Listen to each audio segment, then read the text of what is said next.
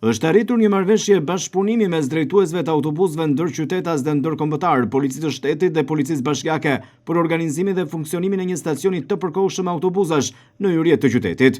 Ky vendim vjen si një zgjedhje tranzitore deri në ndërtimin e një terminali të mirëfillt për pasagerët, një nevojë e kahershme për qytetin bregdetar. Marrëveshja synon të vendosë rregull, siguri dhe standardet e shërbimit në një hapësirë që do të shërbejë si piknisje dhe mbritje për qindra qytetarë çdo ditë. Organizimi i këtij stacioni të përkohshëm është parë si një hap i domosdoshëm për të shmangur kaosin në qarkullim, ndalimet e pakontrolluara të mjeteve në rrugë dhe rrezikun për pasagerët. Shefja i qarkullimit rrugor në Vlorë, Fije Muçaj, gjatë takimit me drejtuesit e autobusëve, ka kërkuar rritje të kujdesit dhe përgjegjësisë, veçanërisht në raport me jetën dhe sigurinë e pasagerëve. Ajo ka theksuar se stacioni aktual është një zgjidhje provizore dhe se të gjitha palët duhet të tregojnë korrektësinë, respektimin e rregullave të qarkullimit, ndalimit dhe marrjes së udhëtarëve. Sipas saj, bashkëpunimi mes institucioneve dhe operatorëve privat është thelbësor për të parandaluar situatat e rrezikshme që mund të krijohen nga lëvizjet e shumta të autobusëve në këtë zonë urbane ku qarkullimi është i dendur. Ajo ka nënvizuar se kontrollet do të jenë të vazhdueshme dhe se çdo shkelje rregullave do të trajtohet sipas legjislacioneve në fuqi.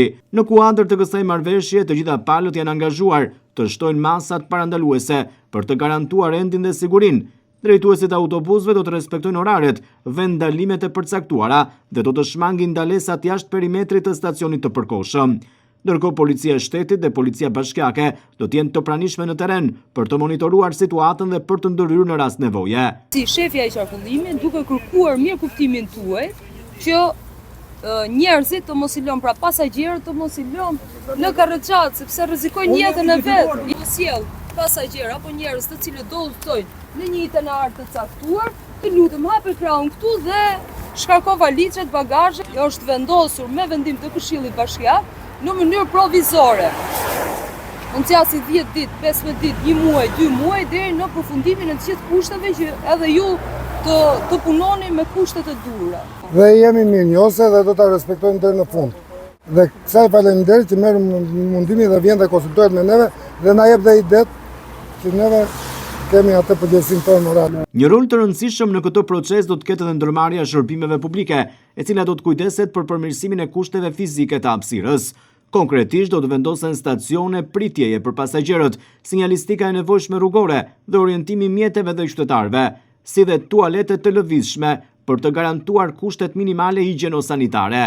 Drejtuesi ndërmarrjes së shërbimeve publike Ilir Aliaj ka garantuar se ndërhyrjet do të realizohen në kohë të shpejtë, me qëllim që stacioni përkohshëm të funksionojë në mënyrën sa më të organizuar dhe të sigurt. Me ulët kryetarët të bashkisë janë duke prodhuar stacionet e urbanit, të cilët do të jenë të mbuluar të brenda parametrave bashkohor, do kenë stola. Në moment që autobusi ndalon, që do bëj translokun e bagazheve, shoferi do ha sinjalistikën rrugore të përshtatshme qoftë për natën, qoftë për ditën, do t'i vendosë në rrugë. Është pozicioni më i mirë, më duket mua. Është në hapësirë. I bëjmë afër e kemi se kemi hyrjen këtu të qytetit, po shqyqyr që janë hequr dhe shumë i kanë bërë. E ka parë me prioritet që ashtu do bëhesh. Ishin probleme në qarkullim, lëvizjet ishin të kufizuara, të tëra ishin negative. Krijimi i një terminali të ri për autobusët ndërqytetas dhe ndërkombëtar në Vlorë mbetet një objektiv i cili në fakt duhet të gjejë zgjidhje sa më të shpejtë. Një infrastrukturë e tillë do ofronte komoditet për pasagerët, por edhe organizimin më efikas të transportit publik, duke ndikuar drejt për drejt në përmirësimin e imazhit të qytetit dhe rritjen e sigurisë rrugore. Por deri atëherë, funksionimi i këtij stacioni të përkohshëm do të varet nga bashkëpunimi korrekt të gjitha palëve të përfshira dhe nga ndërgjegjësimi i drejtuesve të mjeteve për përgjegjësinë që mbajnë ndaj jetës të qytetarëve.